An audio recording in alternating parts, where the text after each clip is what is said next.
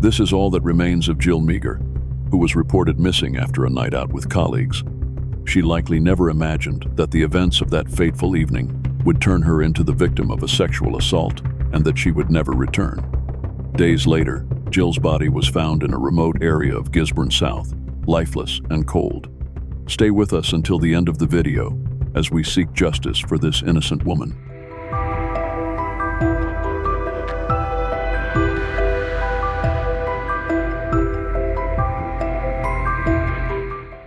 Jill Meagher was born on the 30th of October, 1983, in Drogheda, Ireland.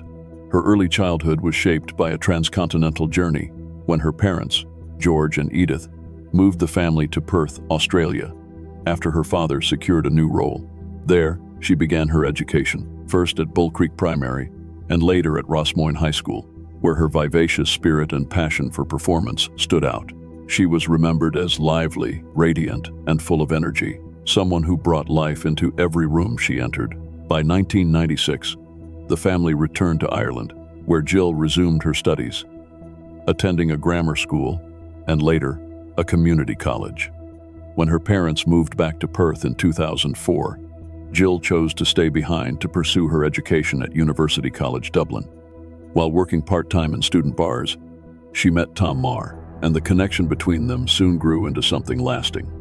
Jill was small in stature but made a strong impression everywhere she went, bright, sociable, and effortlessly magnetic. The couple married in 2008 and relocated to Melbourne the following year. Jill joined the Australian Broadcasting Corporation, working as a unit coordinator and occasionally appearing on air for 774 ABC Melbourne. Though her parents remained in Perth and her brother had spent time in Canada, the family remained closely connected. Their bond held strong, with regular communication, regardless of the distance. Eventually, Michael moved back to Australia, and the family reunited once more on the same continent. On a Friday night out with colleagues, Jill visited two bars along Sydney Road, first Brunswick Green, then Bar Etiquette. As the night drew to a close, she decided to head home on foot around 1:30 a.m. Tom, waking up hours later to find she still hadn't returned, began to worry. With no response to calls and no sign of her, he searched the streets and eventually contacted police around 4 a.m. As concern grew, co-workers and friends rallied online, launching a digital search effort that quickly gained momentum. A Facebook page set up on the 23rd of September gained over 100,000 followers in less than a week. On the 24th of September, as the search effort intensified, a breakthrough shifted the tone of the investigation. Jill's handbag was discovered in a narrow laneway near Hope Street, just a short distance from the apartment she shared with her husband. The location and condition of the bag heightened concerns, prompting authorities to escalate the case. That same day, it was officially transferred to the Homicide Division, confirming the fears many had tried to suppress since the day she vanished. While investigators ramped up efforts, Jill's husband appeared publicly to speak about her disappearance, expressing hope that she might still walk through the door. But as leads developed, so did the sense of urgency. The very next day, another critical piece of evidence emerged. A worker at the Duchess Bridal Store on Sydney Road, near where Jill had last been seen, submitted surveillance footage to police. Though limited in clarity and recorded through a window, the video became pivotal. In the footage, a man wearing a blue hoodie was spotted loitering outside the boutique. Roughly 4 minutes later, at 1:42 a.m., Jill appeared on camera, engaging briefly with him, holding up her phone. That was the last known moment she was captured on video.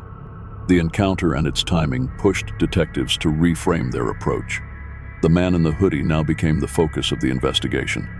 Descriptions of the suspect, believed to be in his 30s and dressed in jeans and sneakers, were shared widely. The footage itself, while grainy, offered enough detail for authorities to urge the public to help identify him. At the same time, digital analysis revealed that Jill's phone had traveled along a freeway after she was last seen, a clear sign it had been inside a vehicle. With each new detail, the theory that she had been abducted began to solidify. Through a careful review of license plates caught on surveillance footage, investigators uncovered a chilling connection.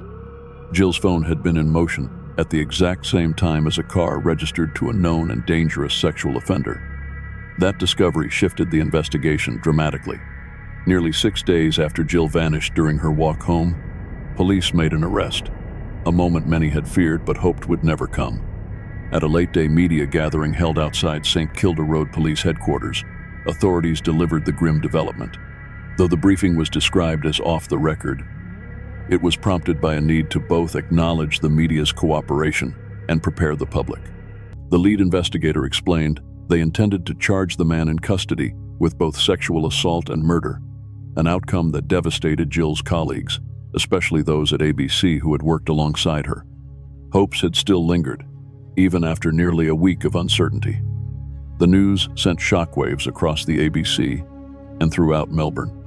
Jill had been part of everyday life for many, and the confirmation of what had likely happened to her shattered those final fragments of optimism. The police expressed their condolences, highlighting the emotional toll on her husband and family. The breakthrough in the case stemmed largely from the CCTV footage collected over the prior days. Authorities had cast a wide net across Sydney Road, pulling video from multiple businesses. This effort led them to the man in the blue hoodie, long suspected from earlier footage. With confidence, they announced that they had located the individual they were seeking. Adrian Ernest Bailey, 41 years old, was taken into custody at his home in Coburg. After hours of questioning, the truth finally emerged. Adrian Ernest Bailey confessed to killing Jill Meagher. He told investigators that he applied force to her neck with his bare hands in a secluded alley near Job Street. Later that evening, on the 27th of September at 10 p.m., he led authorities to a shallow grave along Black Hill Road, where her body had been hidden. She was just weeks away from turning 30. Following his arrest, Bailey's attorney successfully obtained a suppression order, restricting the media from publishing details that might negatively impact his defense. But what truly horrified investigators was the revelation that Bailey had been on parole at the time of the attack. His violent past had already been marked by a prison sentence in 2002. He had received 11 years for a series of assaults against 5 women working in the sex trade, all committed over a 6-month period. Though sentenced to more than a decade, he served only 8 years before being released in 2010. Bailey's history of violence stretched back even further. At just 18, he committed his first known assault, targeting his younger sister's girlfriend. A month later, he attempted another attack on a stranger, threatening her life in the process. Within 4 months, he struck again, abducting a teenage hitchhiker and taking her to a remote location. He was eventually jailed in 1991, pleading guilty, but served only 22 months of a 5-year sentence. Years later, he admitted that his time behind bars hadn't changed him. He had merely gone through the motions, feigning rehabilitation to secure early release. His pattern of deception continued, even as he faced charges for 16 additional assaults between 2000 and 2001, all targeting vulnerable women in St. Kilda. In one case, he mocked a victim after the attack, laughing and telling her he would do it again. He pled guilty to all of those charges, offenses for which he was still on bail when he ended Jill Meagher's life. Not long after his release in August 2011, Adrian Bailey once again displayed his violent tendencies. In the early morning hours, he approached a young man sitting outside a cafe and, without provocation, began shouting before physically attacking him. The victim's jaw was broken, and he was left unconscious on the sidewalk. It was yet another act of brutality that foreshadowed what would later come. Following his arrest for the crimes against Jill Meagher, Bailey expressed a grim acknowledgement of his own failings. He admitted to officers that he should never have been released and even pleaded that the justice system not allow him out again. The father of 4 offered a remorseful, if hollow, reflection, saying he didn't intend to hurt Jill and that he deserved a severe sentence, even mentioning the death penalty. The emotional weight of the crime appeared to be crushing him. At 2 a.m. on the 28th of September, Bailey was formally charged with the sexual assault and murder of Jill Meagher. Just an hour later, a brief hearing was held, and he was remanded to await trial. While in custody, he attempted to take his own life. Yet among all the shocking details, one question continued to haunt everyone. Why? Why did he commit such a savage and senseless act against a woman he didn't know? In conversations with forensic psychologist Professor James Ogloff, Bailey offered disturbing insights. He described approaching Jill in the Brunswick laneway and attempting to kiss and touch her. When she pulled back and slapped him, something inside him snapped. He claimed her rejection sent him into a rage. After forcing himself on her, she struck him with her phone and threatened to involve the police. That was the moment he applied force to her neck. After realizing she was no longer breathing, he said he sat in the alley, paralyzed with fear and confusion. Then, in a state of panic, he returned home to retrieve a shovel. He came back, dragged her body into his vehicle, and drove to a remote location in Gisborne South, where he dug a shallow grave and tried to hide what he had done. The heartbreaking news of Jill Meagher's fate left the nation in mourning. Shortly after her remains were located, the Australian flag at ABC's South Bank headquarters was lowered to half-mast as a tribute to one of their own. A statement released by ABC described Jill as a cherished member of the radio team, clever, warm, and unforgettable. Her absence would be felt deeply by colleagues and listeners alike. She had been full of life, with so much still ahead of her. Radio presenter John Fain offered a moving tribute live on air, speaking to the impact Jill had on the workplace. He reflected that she wouldn't have wanted fear to take over, or for people to live behind locked doors. That morning, her office felt painfully quiet, her presence irreplaceable. As word of her passing spread online, grief echoed widely. In just 24 hours, more than 600 condolence messages appeared on the Facebook page created during the search, and her name reached over 12 million Twitter timelines. The sorrow extended far beyond Jill's personal circle. Reports emerged that inmates at Melbourne Remand Center were so affected they held a memorial mass in her honor, led by Father Joe Caddy. Outside, tributes poured in across the city. Thousands of floral arrangements were placed near the church close to where she was last seen. As a practicing Catholic, the community held a candlelit vigil there to celebrate her life and mourn her loss. One unfortunate consequence of the case's publicity was a wave of mistaken harassment. People looking for the suspect in public records found a listing for A. Bailey, which belonged to an innocent man named Andrew Bailey. His contact details were shared, and he received a flood of angry phone calls until the error was corrected. In her hometown of Drogheda, Ireland, a memorial was held on the 28th of September at St. Oliver's Community College, drawing a massive crowd. Just 2 days later, on the 30th of September, Melbourne photographer Philip Werner called for a community walk to honor Jill's memory.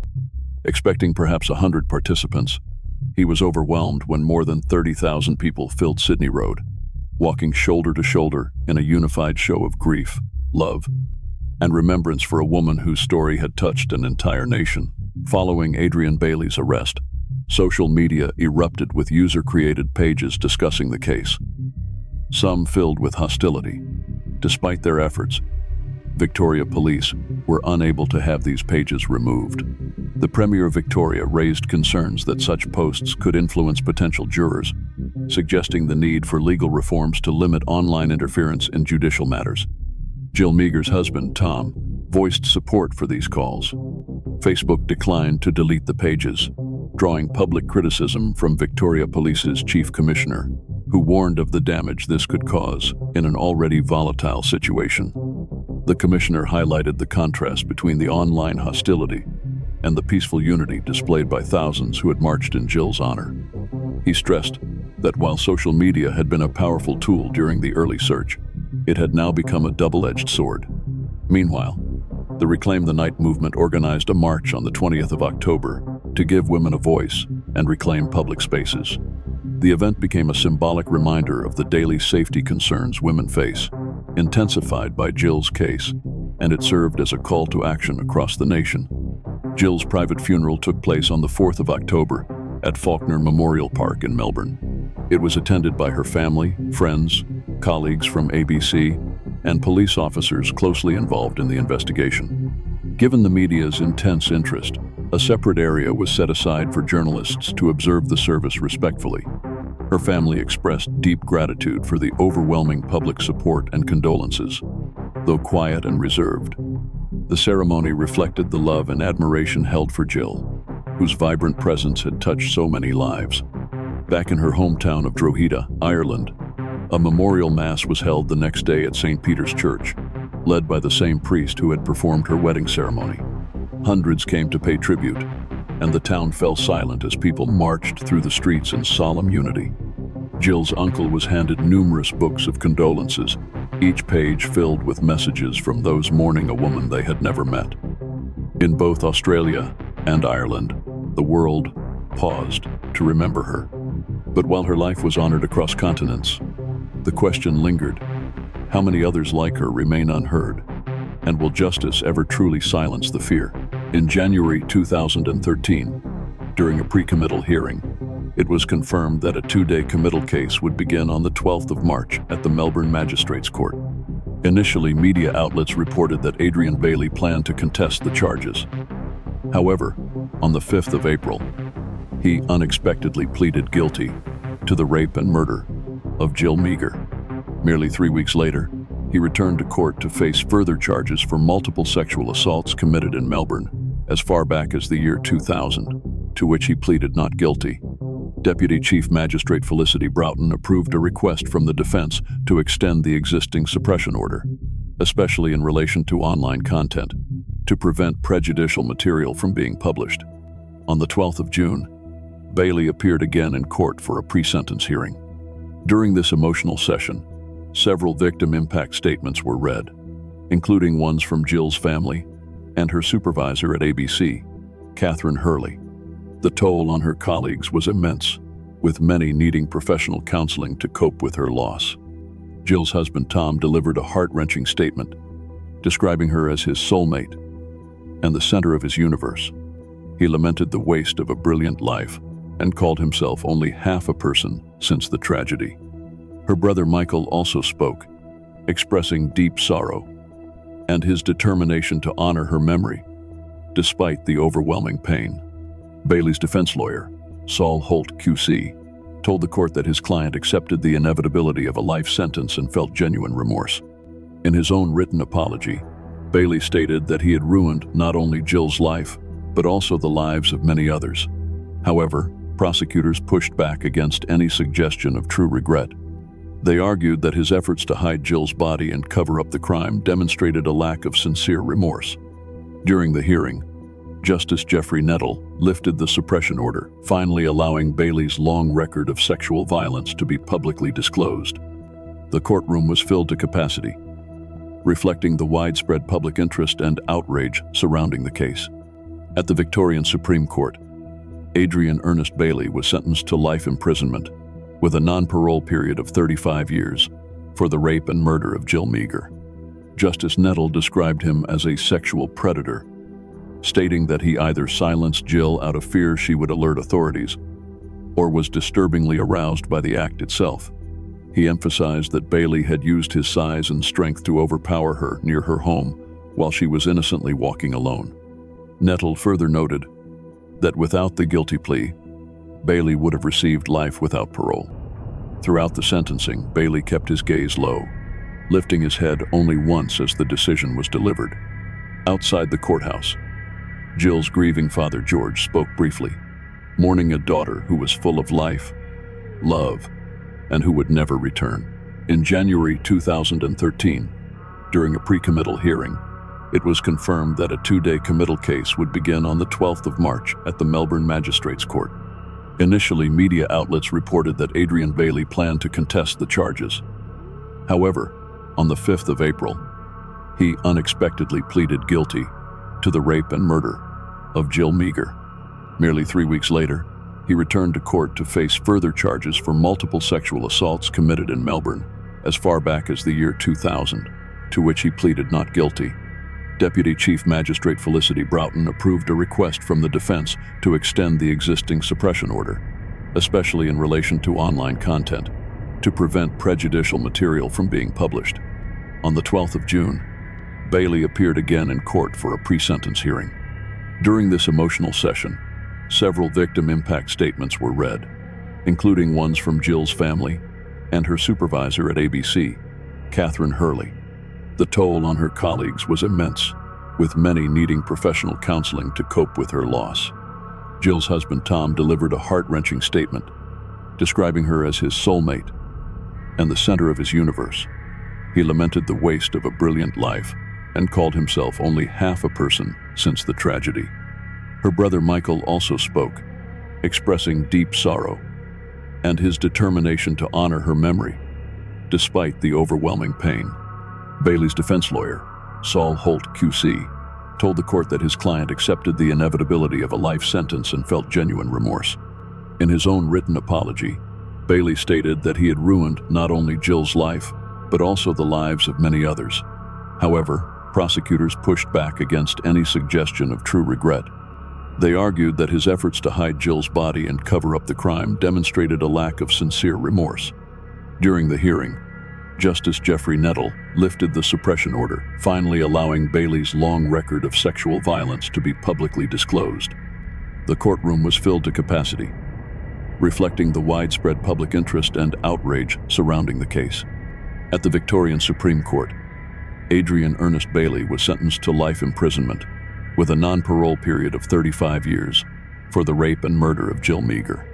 Justice Nettle described him as a sexual predator, stating that he either silenced Jill out of fear she would alert authorities or was disturbingly aroused by the act itself. He emphasized that Bailey had used his size and strength to overpower her near her home while she was innocently walking alone. Nettle further noted that without the guilty plea, Bailey would have received life without parole. Throughout the sentencing, Bailey kept his gaze low, lifting his head only once as the decision was delivered. Outside the courthouse, Jill's grieving father George spoke briefly, mourning a daughter who was full of life, love, and who would never return. Following the widespread public outcry over Jill Meagher's case in June 2013, Victoria's parole laws underwent a sweeping transformation.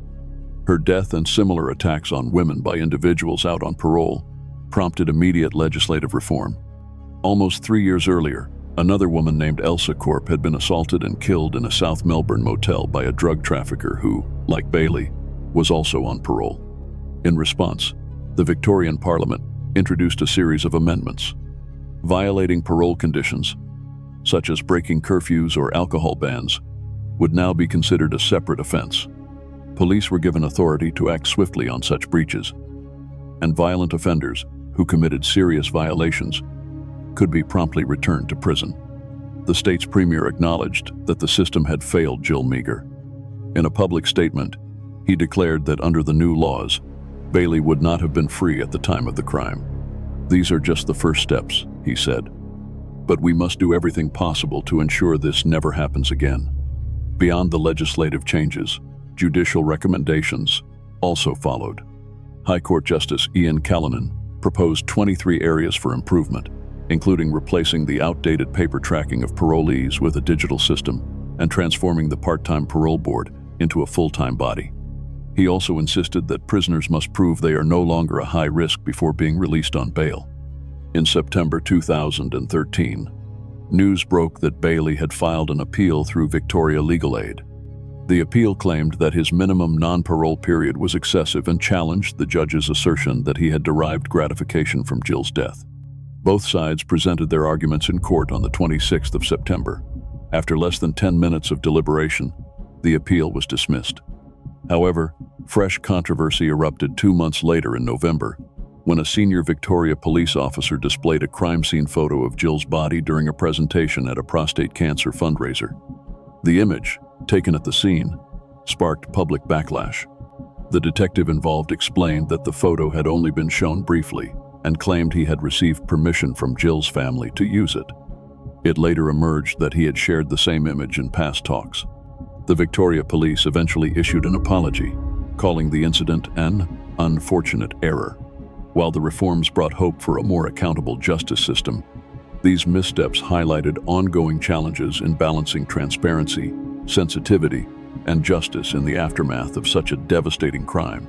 Controversy erupted when a Catholic priest, speaking at a Melbourne primary school, told children that Jill Meagher wouldn't have met her fate if she had been more faith-filled and stayed home instead of walking at night.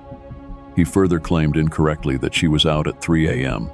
Greg Bennett, Vicar General of the Catholic Archdiocese of Melbourne, addressed the issue on 3AW radio, publicly apologizing for the remarks. He stated that the Archdiocese did not condone the priest's comments, calling the reference to Jill offensive and inappropriate. Bennett confirmed he had spoken with the priest, who admitted his words were wrong and apologized. The impact of the suppression order during Bailey's trial extended beyond the courtroom. Darren Hinch, a well-known Australian television and radio host, was fined $100,000 for trying to publicize Bailey's extensive criminal history involving sexual assault and rape, which breached the legal gag order. After failing to pay the fine, Hinch began a 50-day prison sentence on the 17th of January, 2014. Almost 2 years after being jailed for Jill's case, Bailey was convicted of 3 more rapes that occurred before her murder, with trials held separately in 2014 and 2015. These additional convictions involved 2 sex workers and a Dutch backpacker. In the latter case, Bailey had pretended to be a helpful stranger, warning the tourist that a car was following her in St. Kilda. Trusting him, she accepted a ride, only for him to drive to a secluded area and violently assault her. An alert was issued, and she later identified him from a photo lineup. The survivors in all 3 cases were compelled to come forward due to the national media coverage following Jill's disappearance and death, further exposing Bailey's long pattern of predatory behavior. By that point, Adrian Bailey had been convicted of sexual crimes against 12 different women.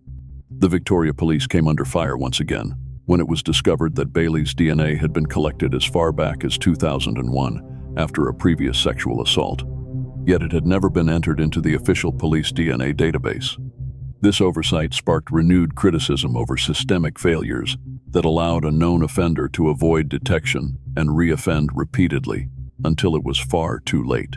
In April 2015, the coroner announced that an inquest into Jill Meagher's case would no longer go ahead, a decision her family accepted with relief, hoping to find closure. Legacy Australia opened a digital condolence book in her memory, and by mid-year, thousands had signed it, including many who never knew her personally but were touched by her story. Around that time, Adrian Bailey received an additional 18-year sentence, extending his non-parole period from 35 to 43 years. Just a month later, Bailey appealed against 2 convictions and the new sentence length. In 2016, another appeal led to a 3-year sentence reduction. His lawyer cited that Bailey had borderline personality disorder, not psychopathy, and shared details of his abusive childhood. Despite this, the severity of his crimes continued to overshadow any arguments made in court. Even with minor adjustments, Bailey is unlikely to see freedom until he reaches his 80s. What stunned the public most wasn't just the appeals, but what came after. In late 2020, Bailey's mother broke her silence. She claimed that, before the crime, she had alerted authorities, warning them her son was dangerous. Her warnings, she said, were ignored. In a system marred by repeated oversights, her statement reignited the most painful question of all. How many lives could have been saved if someone had simply listened? In August 2013, Tom Meagher left Australia and returned to Ireland, carrying the weight of his loss. The following year, he made a return trip to support the White Ribbon Campaign, an initiative aimed at ending violence against women.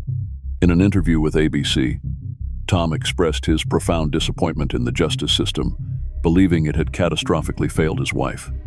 He highlighted the alarming leniency in Bailey's sentencing history: multiple violent offenses, including threats and abductions, followed by short prison terms. For Tom, this wasn't just a system lapse. It was a betrayal of its duty to protect the innocent. His fury deepened when he learned that Bailey had served less than half of his previous maximum sentence for numerous violent crimes. Tom believed that the fact that Bailey's earlier victims were sex workers contributed to the court's leniency. To him, this sent a dangerous message, that some victims mattered less. He feared it told society's predators to not avoid violence, but to choose victims carefully, those less likely to be defended. This mindset, he believed, fueled injustice and endangered all women. Determined to challenge harmful narratives, Tom penned an essay for the White Ribbon Campaign titled, The Danger of the Monster Myth. In it, he argued that labeling offenders like Bailey as isolated monsters allowed society to avoid the broader issue of male violence. He emphasized that such crimes stem not from madness but from cultural silence, particularly among men who witness and ignore harmful behaviors. He called for collective responsibility, insisting that meaningful change requires men to speak out and confront the systems that allow such violence to continue. Though nothing could erase the pain of losing Jill, her loved ones remained devoted to preserving her memory. Tom found solace in the words of Maya Angelou, especially one quote that reflected his journey through grief. History, despite its wrenching pain, cannot be unlived, but if faced with courage, need not be lived again. In honoring Jill, he sought not only to remember her, but to ensure no one else would suffer the same fate in silence. The case of Jill Meagher is not just a tragedy, it's a stark reminder of the dangers women face and the responsibility society bears. Her story demands reflection, justice, and change. If this case moved you, please like this video, subscribe to our channel, and explore other true crime stories that deserve to be heard. Every share helps keep their memories alive and reminds us why we must never stay silent.